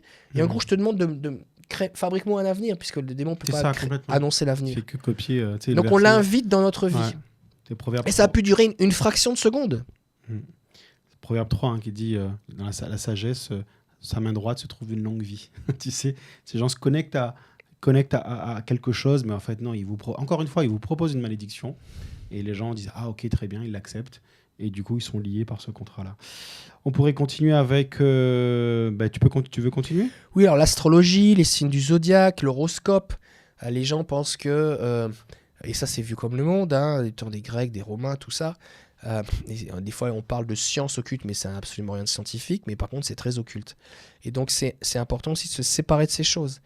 Alors là, vous avez toutes les déclinaisons, ça va de lire l'horoscope, ça va de les tatouages, de signes astrologiques, les pendentifs, aller consulter donc quelqu'un qui est un astrologue, le culte des étoiles, parler aux étoiles, je ne l'avais pas écrit, mais tout ce culte aussi, cette recherche de parler aux extraterrestres. Il y a des gens qui ont vécu des expériences d'apparition d'extraterrestres, c'était des démons qui leur apparaissaient, des trucs même qui peuvent sembler très réels, et qui en fait c'était juste une tromperie en fait. Et donc là-dedans, pareil, il faut se séparer de ces choses. Si c'est un astrologue, on se sépare de la personne et on annule les choses. J'ai mentionné les tatouages. C'est peut-être le moment d'en parler. Le tatouage, en fait, c'est quelque chose qui est gravé dans notre peau. D'accord ? Alors, au-delà de la portée esthétique qui fait que vous allez garder ça toute votre vie et que quand vous allez vieillir, ça ne va pas forcément bien vieillir, il y a cette idée que le tatouage est quelque chose de neutre puisque c'est une inscription. C'est comme un pacte, un contrat. Vous pouvez écrire sur une feuille un poème d'amour comme vous pouvez écrire un pacte à Satan. D'accord ? L'écriture, le problème, c'est pas l'écriture, le problème, c'est ce qu'on écrit. Le problème, c'est pas la chanson ou la musique, c'est ce qu'on chante. Et donc, dans le tatouage, la technique du tatouage est neutre en tant que telle, mais elle est souvent, quand vous regardez dans la rue les gens qui sont tatoués, à La Réunion, il fait toujours chaud, donc on voit énormément de tatouages parce que forcément les gens sont peu habillés, pas avec des gros manteaux en tout cas. Et donc on voit énormément de tatouages. Et c'est sûr qu'il y a beaucoup de tatouages qui ont une portée, une signification spirituelle, occulte, on va dire même ténébreuse. Ouais. D'accord ? Quand vous allez dans un magasin de tatouages, vous voyez quand même plus de têtes de mort et de serpents et de dragons et de tout ce que vous voulez que de versets bibliques ou de cœurs et de petites fleurs. Ouais. Donc c'est important de réaliser qu'il est possible que vous ayez fait un tatouage, consciemment ou inconsciemment, qui est servi de pacte. Des fois les gens font un tatouage suite à un événement, pour se relier à un mort par exemple, qui a suite au décès de quelqu'un. Ça peut être aussi un symbole occulte, religieux. Ça peut être des inscriptions qui les lient à quelque chose. Donc c'est important, si vous avez des tatouages, de vous poser la question et de prier par rapport à ça. Alors je comprends, vous ne pouvez pas l'enlever, c'est un tatouage, mais vous pouvez annuler la portée spirituelle. Et si c'est le cas, simplement vous dites maintenant, je me sais, par exemple, vous êtes fait tatouer, je sais pas moi, le dieu de la mort, vous êtes fait tatouer un symbole Hadès, tête de mort, une faux. Mais c'est comme tout, c'est-à-dire que le tatouage en lui-même, il est pas dangereux voilà. en fait. Hein. Et d'ailleurs, je pense que des gens qui pensent déjà, tu sais, à Lévitique où Dieu dit de ne pas faire de tatouage. Et en fait, ça ne fait pas référence au tatouage de maintenant. Il faut bien dire, c'est pas la même chose. Parce que c'est relié au culte qu'il y avait à l'époque. Quand la Bible parle dans Lévitique de ne pas se faire de tatouage, c'était des incisions. D'ailleurs, on le voit quand il y a Élie au Mont Carmel. C'est plus des scarifications. Voilà. Hein. Et les prophètes du coup de Baal se faisaient des incisions partout sur le corps. Ça, c'est ce qu'on appelait des tatouages. D'accord ? Et Dieu dit, vous ne faites pas ça parce que c'était lié à des cultes de démons. Quoi. Et voilà, donc... Et Jésus, par exemple, dans l'Apocalypse, a écrit sur sa cuisse « Roi des rois et Seigneur des seigneurs ». C'est ça, voilà. Bon, alors, on ne sait pas comment c'est écrit. Exactement. Mais en tout cas, c'est écrit. Mais il a un tatouage. Il a, entre guillemets... alors là, peut-être ça va vous défriser, mais entre guillemets, il a un tatouage. On ne sait pas comment c'est écrit. En tout cas, c'est écrit quelque chose d'écrit sur sa peau et sur sa cuisse. On voit aussi Dieu, dans Ézéchiel, qui met une marque, la lettre Tav, qui représente une croix, sur le front des élus. D'accord ? Donc, et qui là a pour but de les protéger. Donc là, cette idée que C'est toujours qu'est-ce qu'il y a derrière, en fait. il y a une marque qui est spirituelle. D'accord ? Comme le sang, par exemple. À la Pâque, ils ont mis du sang sur les linteaux Oui. qui servaient à les protéger de l'ange exterminateur. Mais vous avez des gens qui vont appliquer du sang d'un rituel aussi sur les linteaux de leur maison ou sur les murs ou tout ça. Et parce que le culte, enfin le sacrifice a été fait non pas pour Dieu, mais à des esprits, et ben ça entraîne non pas une protection de la part de Dieu, mais des attaques spirituelles. D'accord ? Donc et là on vient toucher des choses qui des fois les gens sont, parce que si tu t'es fait un tatouage, à moins que tu étais complètement ivre, mais souvent c'est quelque chose que tu as réfléchi, tu sais que tu vas le garder toute ta vie, tu y as pensé, tu sais, bon, il peut y avoir une petite douleur aussi associée, donc les gens vont mûrement réfléchir leur tatouage en général, et donc ils vont y être attachés, et des fois peuvent ne pas comprendre la portée, la signification de la chose. Donc priez, demandez au Seigneur, renseignez-vous, peut-être ce truc que vous trouviez joli, ah oui, je trouve ça sympa, ou tel sportif, ou tel chanteur, il a ça, j'aime bien, j'aimerais le même. Mais qu'est-ce que c'est exactement ? Qu'est-ce qu'il veut dire ? T'as écrit un truc en chinois dans ton dos, mais ça veut dire quoi ? Tu sais, renseigne-toi et prie par rapport à ça. Complètement. Un autre point aussi, c'est... ok, le yoga. Alors, le yoga. Le yoga n'est pas un exercice de respiration et un exercice d'étirement. Ce qu'il faut comprendre, c'est que derrière des apparences, on va dire, de sport et de zénitude et de relaxation et de bien-être, quand on regarde les origines du yoga, quand on regarde là où c'est pratiqué, eh bien, vous allez vous rendre compte, c'est vraiment démoniaque. Derrière les gestes, les postures et les positions, moi je me souviens, ma fille à un moment, elle avait 3-4 ans, et il y avait un cours de yoga dans son école. Je dis, c'est quoi ce truc ? Moi je veux pas que ma fille fasse le cours de yoga. Alors je vais rencontrer la prof. Et la prof, elle me dit, non mais regardez, regarde, elle me montre son classeur, il y avait la position. Symbole, salut au soleil, position du lotus, tous les machins. Mais si tu dis bonjour au soleil, on appelle ça le culte du soleil. Et les adorateurs du soleil, c'est que c'est vieux comme... Pharaon, c'était le dieu soleil. Hein. Les temples au soleil, tout ça, ça date de l'Égypte. Et les gens se disent, oui, mais moi, je le fais juste pour m'étirer et respirer et passer un bon temps. Oui, mais c'est comme si tu t'amuses à signer des papiers. Oui, mais si c'est un chéquier, tu fais des chèques. Donc, il faut comprendre la portée spirituelle des choses. Vous avez des gens qui pratiquent le yoga, ensuite ils ont des problèmes de dos parce qu'il y a des démons qui rentrent en eux. On leur demande de faire le vide. Et en faisant le vide, ils invoquent des esprits. Ce qui est à l'opposé de la méditation chrétienne. La méditation chrétienne, c'est être rempli de Dieu et communier avec le Saint-Esprit qui est en nous. Donc si vous voulez entendre Dieu, ne faites pas le vide. J'ai fait une vidéo là-dessus, ne faites pas le vide. Et donc, si vous avez pratiqué le yoga, il faut vous en séparer. Vous pouvez faire du sport. Faites de la gymnastique, mais pas du yoga. Parce que il y a une dimension spirituelle là-dessus. Je vous invite à aller faire vos recherches. Mais en tout cas, priez par rapport à ça. Et si vous avez fait du yoga, renoncez au son que vous avez fait, renoncez aux postures, aux gestes, renoncez à tout ce que vous avez invité en vous. Et demandez au Saint-Esprit de venir faire le nettoyage et il va le faire. On pourrait en faire quelques-uns encore, mais la liste pourrait être tellement longue. On pourrait parler de Marie sanglante ou de Bloody Mary. En fait, je vois que c'est souvent en anglais qu'on le dit. Mais bon, là, c'est un jeu un peu de jeunes où ils se regardent dans un miroir avec des incantations et puis ils voient un visage ensanglanté qui apparaît dans un miroir. Là, ça paraît évident que c'est démoniaque. Hein. Les séances de spiritisme, les pactes de sang. Donc là, on prend votre sang, puis on fait comme un cercle magique, puis on met le sang à l'intérieur, on fait sur des déclarations, c'est un pacte, hein. Ou même des fois des trucs simples, hein, où on fait une entaille, et puis tu sais, même avec une autre personne, on peut faire un pacte de sang avec une autre personne, et on se salue comme ça, et puis du coup, tu sais, avec le sang contre sang, et tu sais, en disant... Et on devient lié à la personne. On devient lié à la personne, et puis...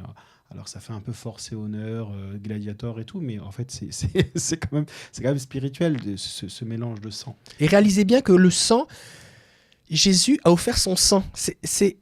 Jésus aurait pu refaire, je sais pas moi, ses cheveux, sa barbe. Non, il a dû offrir son sang. Le sang, c'est ce qu'il y a de plus, c'est ce qu'il y a de plus puissant. Le sang dans la vie, c'est la vie. Donc chaque fois qu'il y a eu du sang, c'est important. Alors aussi, on on avait dit qu'on allait le dire, mais on va le dire maintenant. Tu sais, concernant quand on a parlé des actes de la chair, tout ça, et tu m'as mentionné quand on a eu fini la vidéo. Par exemple, quand une femme a une relation sexuelle pour la première fois, Oui, c'est vrai. eh bien, lorsque l'hymen est déchiré, et il y a du sang qui coule, et il y a une alliance qui s'établit. Complètement, c'est ça. Et donc, c'est pour ça que il y a quelque chose de spirituel qui s'établit aussi lors de du premier rapport sexuel. Et c'est pour ça que la Bible parle de sexe dans le mariage, parce que du coup, l'hymen se déchire. C'est comme je crois même que le mot hymen, dans la racine du mot, elle se rapproche très fortement du mot voile. Tu vois, et il y a une alliance qui est faite. Et en fait, le sang coule. Et à ce moment-là, on devient qu'une seule chair. Parce que pour Dieu, c'est à ce moment-là qu'on devient qu'une seule chair. C'est ça. Quand il y a relation sexuelle. Parce qu'on fait alliance. Et c'est pour ça que du coup, il y a cette notion de... Ben, ensuite, tu ne peux pas faire alliance avec d'autres personnes, quoi. Quand tu as une relation sexuelle avec d'autres personnes. Donc oui, donc c'est important, ce sang qui coule là, le sang qui coule fait référence à une alliance qu'on fait avec quelqu'un. Donc ne pas le prendre à la légère, quoi. Ouais. Et puis j'ai entendu même des histoires aussi, bien sûr. Si vous avez eu des relations sexuelles en dehors du mariage, bien sûr, il y a le pardon de Dieu, bien sûr, Oui. Dieu restaure. Et vous pouvez aussi briser ces alliances. On va en parler demain. Après-demain, on va parler des liens d'âme et on en parlera spécifiquement. Mais juste pour dire, j'ai même entendu plusieurs histoires, tu sais, où des personnes l'hymen. En fait, en tout cas, une personne avait demandé pardon. J'ai eu plusieurs histoires comme ça. D'avoir eu une relation sexuelle hors mariage, et quand elle s'est mariée, et ben le sang s'est remis à couler, tu vois, comme si c'était sa première fois. Donc Dieu restaure. On peut parler aussi du coup des objets de culte, des cristaux, des talismans de toutes sortes, d'accord. On peut parler du fétichisme, des soins énergétiques. Je sais que David, tu as fait une vidéo là-dessus, hein, sur tout ce qui était énergéticien. Ouais, c'est ça. Le Reiki, est-ce que c'est de Dieu? Reiki, acupuncture. Alors, là, c'est vraiment deux choses. Mais tout ce qui est, tous les cristaux, talismans, tout ça, on parle de toutes ces superstitions. Alors, peu importe l'origine de où est-ce qu'on place notre confiance, mais celui qui nous protège, c'est Dieu. Et la lithothérapie, en fait. Hein, oui, les pierres. Alors maintenant, c'est très en vogue aussi. Vous avez dans les marchés, les stands, toutes les pierres. Chaque pierre va apporter quelque chose. Donc Dieu a créé les pierres. Le problème, c'est pas la pierre. Le problème, c'est les vertus qu'on prétend lui attribuer, mais surtout ce qui a été communiqué dans l'objet. Parce que il y a cette idée vraiment de communiquer quelque chose à l'objet, et les gens portent l'objet. Et ça devient une superstition, et ils s'y accrochent, ça devient une idole. Et ça, c'est le premier niveau. Mais si l'objet a été chargé spirituellement avant par les incantations des rituels, eh bien, il va avoir une influence aussi réelle, qui, dans certains points, peut sembler bénéfique, mais dans d'autres va être très... En gros, au final, on finit toujours par perdre. Ouais, c'est ça. Mais vous avez des gens qui portent des séries de bracelets à n'en plus finir, et c'est au-delà de la décoration. Il y a vraiment une dimension spirituelle, une portée spirituelle. Donc, quand c'est un objet, comment on fait? Eh ben, on annule notre lien avec lui, on y renonce, et il faut s'en séparer. Si c'est possible. Si ça nous appartient, si c'est à nous. C'est ça. Si c'est pas à nous et qu'on vit avec quelqu'un qui n'est pas croyant. Vous êtes chez vos parents, votre conjoint n'est pas converti. Vous pouvez juste annuler, parce que du coup, vous êtes pas propriétaire de l'objet. C'est ça. Et donc, vous pouvez en être protégé. Oui, complètement. D'accord. On peut parler de quoi encore? On peut parler de coupeur de feu, coupeur de sang. Donc, là, tout ce qui concerne les énergies, vous allez voir quelqu'un qui met ses mains sur vous, qui déclare des choses. Même à l'hôpital, hein, ils peuvent appeler à l'hôpital. Oui, des fois, dans les hôpitaux, il y a ce genre de choses. Oui. Ils appellent les coupeurs de feu. Vous êtes brûlé, ils vont dire, voilà, on peut faire appel à ça. Donc, dans ce cas-là, ce qu'il faut faire, c'est il y a plusieurs choses. Il y a il faut se séparer de la personne. D'abord, on demande pardon. 2, on renonce à cette pratique. On annule par la prière les gestes, le rituel, en quoi il a consisté, les mains, ce qui a été transféré par l'imposition des mains, le rééquilibrage des énergies, l'ouverture des chakras ou je ne sais pas trop quoi. On annule ces choses du mieux que vous vous souvenez par la prière, au nom de Jésus. Et là, les gens disent, oui, mais si je ne me souviens pas de tout. Comprenez bien que la puissance de Jésus est supérieure à... Vous n'avez pas besoin de dire chacun des gestes, il a mis sa main à gauche, il a mis sa main à droite, j'ai oublié, il avait mis sa main là, il faut que je reprie. Non, c'est bon, ça suffit, quoi. L'idée, c'est qu'on annule les gestes, on annule les paroles. S'il y a des choses qui ont été appliquées, des huiles, des onguents, j'en sais rien, on annule l'effet de ces choses. Si on vous a tremper dans quelque chose, comme un bain rituel, si on a inséré des aiguilles dans votre corps. On parlait du sang tout à l'heure. À travers des aiguilles aussi, il y a du sang qui est utilisé. D'accord ? Bien sûr. Ça fait couler le sang. Alors, vous n'êtes pas forcément couvert de sang, d'accord ? Mais tout ce qui concerne aussi l'acupuncture, ces choses-là, c'est important de le considérer. Alors des fois, les gens disent oui, mais moi je suis pas d'accord, ça me fait du bien et tout. On ne nie pas le fait qu'il y ait un bienfait. Nous, ce qui nous intéresse, c'est la portée spirituelle. C'est comme si vous allez faire un emprunt à la mafia. Ils vont vous donner de l'argent, du vrai argent. C'est vrai. Ça va te faire du bien. Vous allez sur le coup, vous allez avoir de l'argent, ça va vous faire du bien. Sauf qu'après, si vous ne pouvez pas rembourser, vous avez un tueur à gages qui va vous suivre. Donc, l'idée, c'est que Vous et votre famille. vous et votre famille et vos descendants. Donc, nous, ce qui nous intéresse, c'est la portée spirituelle des choses. Et on n'est pas là pour jeter l'anathème ou pour rejeter les gens. Souvent, les gens le font, la plupart du temps, par ignorance. Ils le font, ils veulent aider les gens. Et des fois, vous avez des médecins qui commencent et après ça, ils rajoutent des pratiques supérieures pensant aider les gens. Mais priez, demandez au Saint-Esprit de vous éclairer, demandez au Saint-Esprit de vous parler, et vous allez voir ce qui se passe. Oui, complètement. On pourrait parler de quoi encore ? Culte des anges, tu en as parlé un petit peu tout à l'heure. On en a parlé tout à l'heure. La prière aux morts, ça c'est sûr, prière aux ancêtres, la superstition, porte-bonheur, et tout ce qui est contraire au culte de la foi chrétienne. Juste, j'aimerais mettre une nuance concernant le culte des ancêtres. Des fois, les gens pensent que ça devient extrême.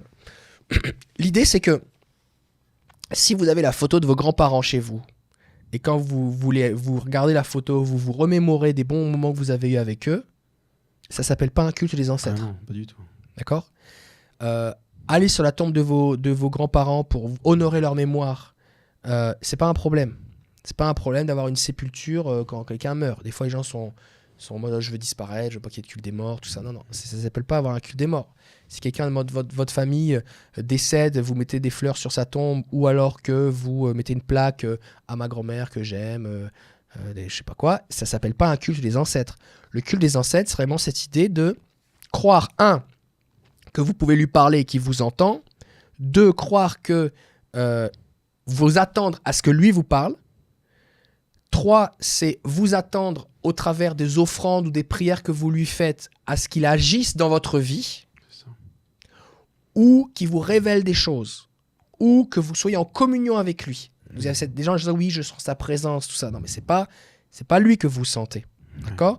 Et comme l'ennemi est un menteur, il va souvent commencer par vous appâter par quelque chose qui va vous faire baisser la garde et ensuite pour vous tenir captif.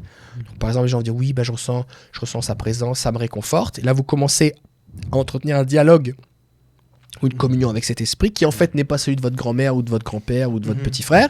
Et au bout d'un moment, vous êtes captif. D'ailleurs, tu sais, quand tu rencontres des personnes comme ça qui vivent ça, en disant mais non, c'est une présence qui me réconforte et tout, et quand on leur dit non, mais en fait c'est un démon, et que la personne prend conscience que c'est un démon, et que quand cette présence elle revient, et qu'elle va dire maintenant je sais que t'es un démon, ils disent tous la même chose. Le visage de la personne change, et c'est plus du tout la même présence. C'est comme si les masques tombent. Et il dit et maintenant là, il veut me tuer. C'est ça. Et maintenant, il a changé de visage. Ok, maintenant, j'ai les démasqués. C'est ça. Et c'est souvent comme ça quand les gens disent non, c'est un démon. Ah ok, d'accord. Et là, ça change parce que du coup, la ruse de l'ennemi a été enlevée. On l'a dit, Satan s'habille en ange de lumière.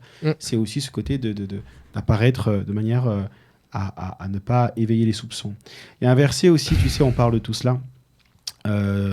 D'invoquer les esprits, à quel point Dieu déteste ça. Il y a des prières comme des versets de la Bible comme ça où Dieu cite des péchés et dit et il est même encore allé plus loin. C'est un peu comme Akab qui dit qui déplaisait à l'Éternel et dit et comme si cela ne suffisait pas, tu sais, il s'est marié avec Jézabel, quoi. Tu sais, manière de dire, c'était vrai. Il allait encore plus loin dans le péché, tu vois. Ouais. Et il y a aussi Saül, dans 2 Chroniques 10-13, c'est écrit Saül mourut à cause de l'infidélité dont il avait fait preuve envers l'Éternel, parce qu'il n'avait pas respecté la parole de l'Éternel, allant même jusqu'à interroger et consulter ceux qui invoquent les esprits. Tu sais, de dire, écoute, en plus de ne pas avoir été fidèle, en plus de ça, il a rajouté une couche supplémentaire qui a vraiment...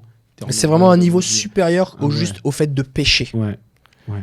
Donc, encore une fois, comme on l'a dit, il y a une différence entre demander pardon et renoncer. D'accord ? Et on voit par exemple dans Actes 19 à 20, où il y a des personnes qui pratiquaient la magie, qui pratiquaient l'occultisme, qui ont demandé pardon, mais qui ont renoncé et qui ont aussi posé un acte qui a démontré devant les hommes et aussi dans le monde spirituel qu'ils y renonçaient. C'était écrit: un grand nombre de ceux qui avaient pratiqué la magie apportèrent leurs livres et les brûlèrent devant tout le monde. On en estima la valeur à 50 000 pièces d'argent.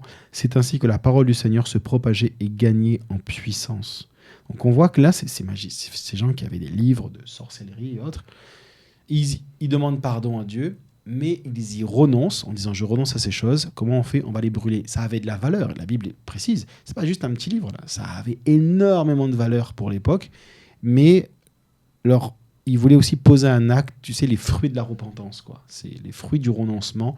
On brûle et on vous laisse avec le Saint-Esprit, parce que nous, on n'est pas là à vous dire quoi faire et comment y renoncer, mais le Saint-Esprit va vous dire aussi comment y renoncer, quel acte poser pour démontrer aussi qu'on y renonce. Il y a aussi la prière, il y a des choses que tu ne peux pas faire d'un point de vue physique, mais s'il y a des objets, s'il y a des choses sur lesquelles où le Saint-Esprit attire ton regard, c'est dire: Seigneur, je veux être comme dans ce passage, je veux aussi poser un acte qui montre aussi mon renoncement, tu vois.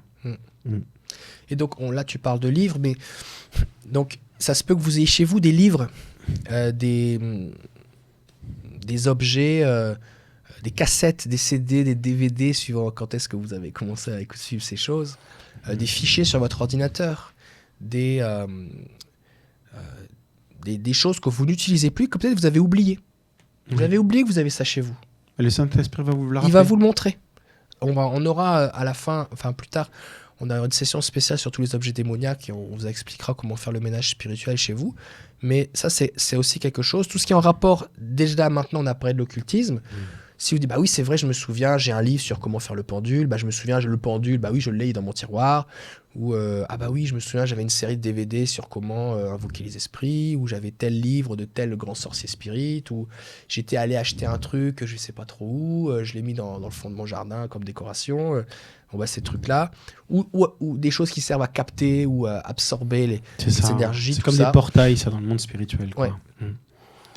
On va prier pour ça. Mais est-ce que tu veux bien accompagner les personnes là, déjà dans cette prière-là de renoncement? Alors, l'idée, c'est que voici ce que je vous conseille. Vous allez écouter la vidéo au complet et ensuite, vous allez vous pouvez mettre pause.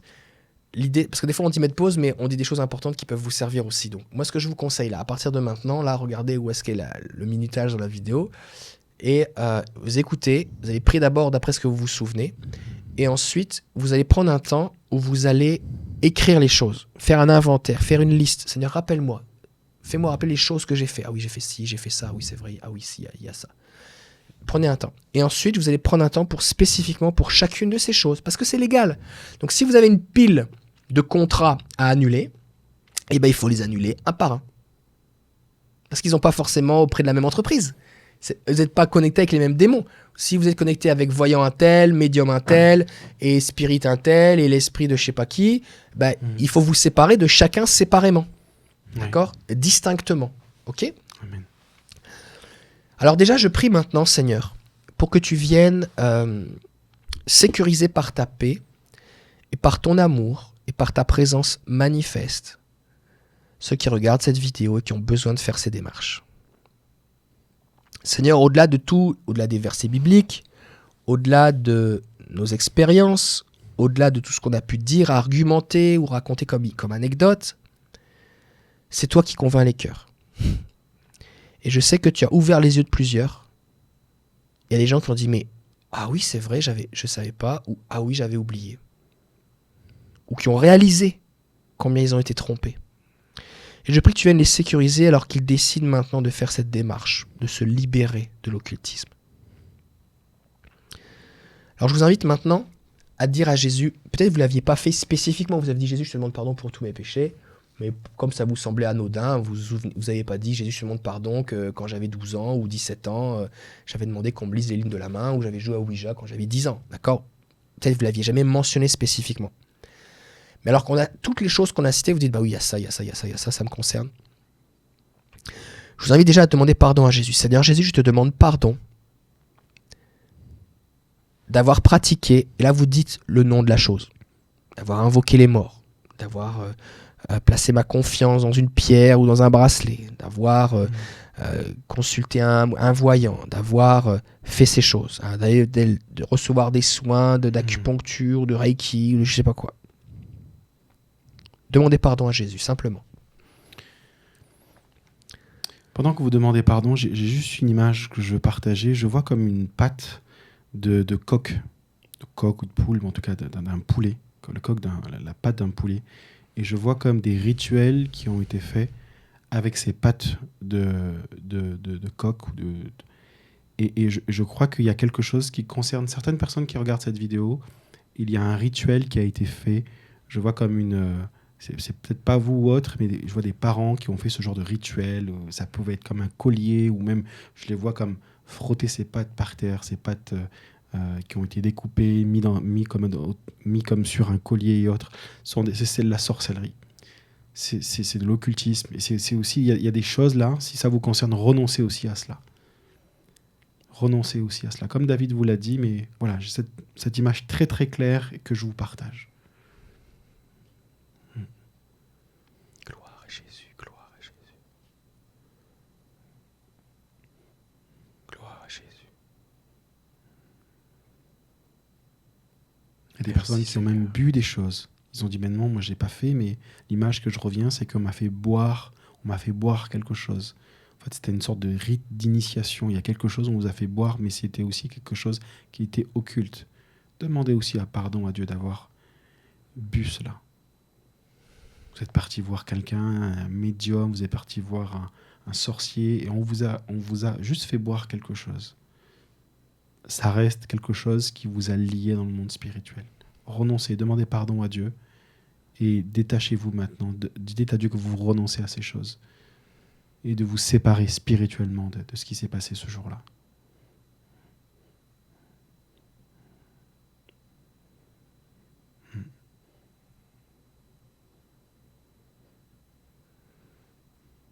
Gloire à Jésus. Et dans le nom de Jésus, prions maintenant à toutes les puissances des ténèbres qui ont eu accès à ces vies. Seigneur, maintenant tu mets les choses en lumière. Nous ordonnons à ces esprits impurs maintenant de monter la lumière de Christ. Vous avez été démasqués maintenant. Dans le nom de Jésus, vous avez été démasqués. Et comme on l'a expliqué déjà dans les vidéos, s'il se passe quoi que ce soit, si vous ressentez ces pressions, vous sentez quelque chose, priez, ordonnez maintenant à tous ces esprits de sorcellerie, d'occultisme, de libérer. Ils n'ont plus aucun droit. Vous avez demandé pardon, vous y avez renoncé. S'il y a une manifestation qui prend place, n'oubliez pas, Dieu est au contrôle. C'est le jour de votre délivrance. Prenez autorité. Vous avez autorité. Demandez à ces esprits, ordonnez à ces esprits de vous quitter dans le nom de Jésus. Ils n'ont plus aucun droit.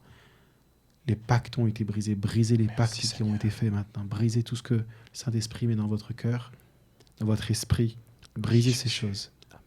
Et s'ils se manifestent, c'est tout simplement parce qu'ils savent que c'est la fin. Ils savent qu'ils ont été démasqués. Ils savent que c'est terminé, qu'ils ne peuvent plus se cacher. Et ils sont obligés de partir. Donc ils essaient peut-être de vous faire peur ou autre, mais c'est terminé. Ils partent maintenant dans le nom de Jésus. Vous partez maintenant même dans le nom de Jésus. C'est un ordre, vous partez maintenant dans le nom de Jésus.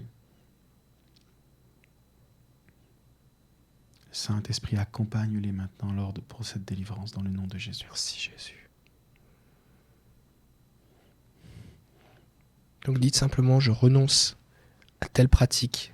Dites la pratique que vous avez faite. Et si c'est quelque chose que vous avez fait à d'autres, demandez aussi pardon à Jésus pour cela. Priez pour bénir ces personnes. Et renoncez au fait d'utiliser ces dons, ces pouvoirs qui sont en fait des démons. Renoncez à ces pratiques. Renoncez donc aux paroles que vous avez déclarées, que vous avez prononcées au travers des cartes, des lignes de la main. Renoncez aux paroles aussi que vous avez reçues en écoutant des esprits ou en écoutant des voyants. Renoncez à ces choses. Dites, je renonce à ces paroles maintenant, au nom de Jésus. Séparez-vous de ces personnes qui ont pratiqué l'occultisme sur vous, qui vous y ont initié. Dites par exemple, je me sépare spirituellement de ma tante qui m'a initié au magnétisme. Je me sépare spirituellement de ma grand-mère qui m'a initié à la cartomancie. Et je retourne tout pouvoir, tout don qui ne vient pas de Dieu là où il vient. Je renonce à tout héritage spirituel, tout pouvoir. Annuler les gestes qui ont été faits, les incantations, les rituels. Soyez spécifiques. Merci Jésus. Et dites maintenant, Saint-Esprit, je décide de placer ma confiance en toi, parce que tu es le Tout-Puissant, que tu es suffisant pour me protéger. Seigneur, je déclare que tu es celui qui pourvoit dans ma vie, que tu me donnes mon pain quotidien, que je ne manquerai de rien parce que tu es mon berger. Je déclare que tu es mon protecteur, que tu es celui qui me guérit. Je renonce à toute fausse guérison que l'ennemi m'aurait donnée maintenant. Je chasse tout esprit d'infirmité de ma vie. Et j'invite la puissance de guérison du Saint-Esprit à venir dans mon corps et à me guérir complètement, au nom de Jésus. Je déclare que, Seigneur, tu déclares des paroles de bénédiction sur moi, que tu as une destinée et un plan pour ma vie, des plans de bonheur et de paix. Et je renonce à tous les plans que l'ennemi avait prévus ou déclarés sur ma vie. Je décide de suivre le Saint-Esprit, parce que je suis un enfant de Dieu et que les enfants de Dieu sont conduits par le Saint-Esprit. Je décide d'écouter la voix de Jésus, parce que je suis une brebis de Jésus et que ces brebis connaissent sa voix et elles le suivent. Je renonce à tout autre esprit, à toute autre voix. Je renonce aux guides spirituels, je renonce à tous ceux que j'ai invoqués ou invités ou écoutés. Que ce soit par un souffle, que ce soit par des choses que j'ai portées. J'annule les pactes de sang, j'annule ce qui a été mis sur ma vie, j'efface la signification de ces tatouages sur ma vie. Et dites maintenant, Saint-Esprit, guide-moi, montre-moi, révèle-moi les choses. Merci Jésus. Merci Jésus. Le Seigneur vient là et il vous libère. Amen. Et je déclare maintenant que tout ce qui vous tenait captif, ça devient comme les cordes brûlées qui attachaient Samson. L'ennemi pensait l'avoir bien attaché, mais il s'est libéré. Et ce n'est pas par votre force que vous vous libérez, mais c'est la puissance du Saint-Esprit. C'est le Saint-Esprit qui vient à votre secours. Je déclare que l'Esprit du Seigneur est sur vous maintenant. Il vous a oint aussi pour que vous soyez libérés maintenant. Et Seigneur, je prie maintenant pour toutes les conséquences de ces esprits occultes, soit la dépression, mauvaise image de soi. Je prie que l'atmosphère, le climat spirituel change dans la famille, dans les couples, dans les maisons, dans les corps. Que les pensées suicidaires cessent, que les douleurs quittent les corps.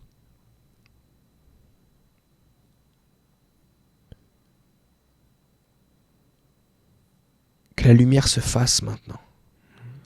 Et je prie pour la restitution de ce qui vous a été volé. Esprit de vérité, Saint-Esprit, conduis tes enfants dans la vérité. Ouvre leurs yeux sur les mensonges qu'ils ont crus.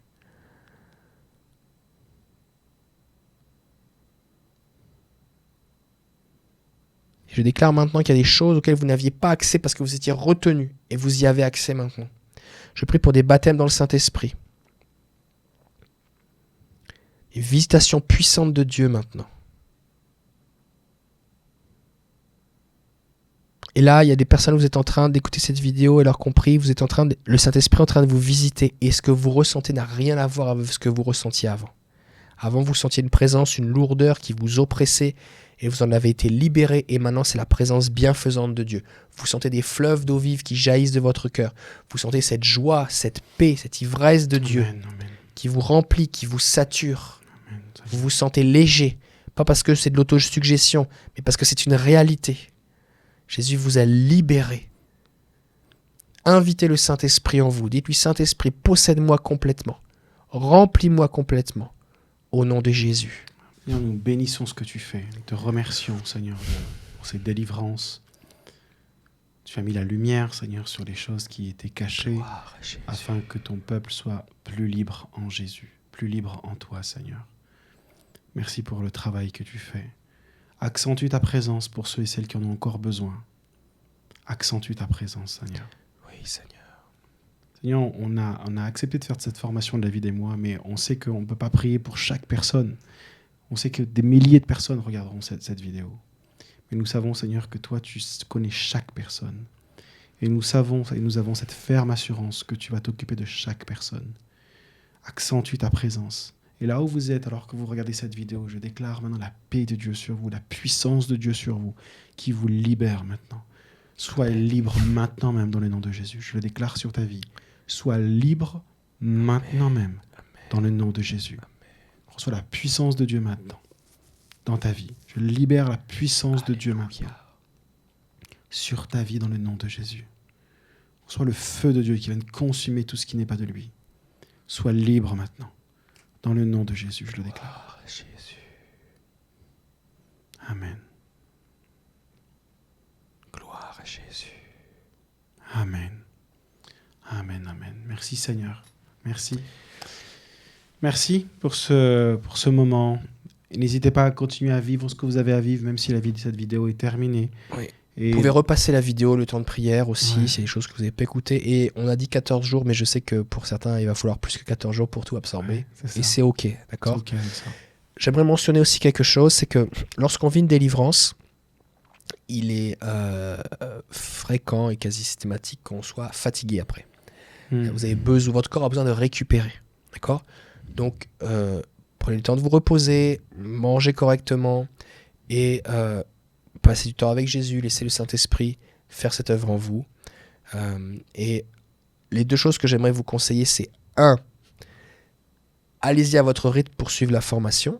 Si vous faites un jour sur deux, c'est-à-dire que vous faites vos 2 jours pour suivre une vidéo, c'est OK. Mais par contre, ne tombez pas dans le piège de dire « Ah ben je verrai plus tard » et de ne pas aller jusqu'au bout. Parce que vous risquez de garder des choses dans votre vie. Et donc, c'est important d'aller jusqu'au bout. Ouais. OK? Donc, attention à ne pas laisser l'ennemi aussi vous faire croire que oh, mais c'est bon, pas besoin d'aller plus loin, ou vous distraire sur d'autres choses. Vraiment, allez jusqu'au bout parce que le Seigneur veut continuer son œuvre dans votre vie. Amen. Je rappelle que dans les notes, donc dans le livre, vous allez avoir un peu plus de versets bibliques, plus de contenu. Ça vous permet de reméditer, de relire les choses. Et partagez-nous aussi vos témoignages. Envoyez-nous ce que vous avez vécu. Et ça va nous permettre aussi de le diffuser aux autres personnes qui ont suivi cette formation, qui est plus qu'une formation, c'est vraiment une transformation. Ouais, complètement. Et vraiment, comprenez que on veut dépendre du Saint-Esprit. Et on aurait pu juste faire des études bibliques à n'en plus finir, citer des versets, mais on essaie de vous donner l'essentiel qui vous permet de vivre quelque chose avec Dieu. C'est ça, complètement. Et d'être pratique. Notre but, c'est pas de faire un exposé théologique, biblique sur la sorcellerie, c'est que vous soyez libre. D'accord? Et effectivement, comme David l'a dit, dans le livre, vraiment livre, on pourra vraiment mettre, on partagera ce qu'on a partagé, mais on mettra quand même beaucoup plus de versets, des choses sur lesquelles vous allez pouvoir aussi vous appuyer. Merci d'avoir suivi ce jour. Et donc le prochain, là on a fait l'occultisme, ça sera sur la sorcellerie. D'accord? Alors on vous dit à demain. À Soyez demain. bénis. Soyez bénis.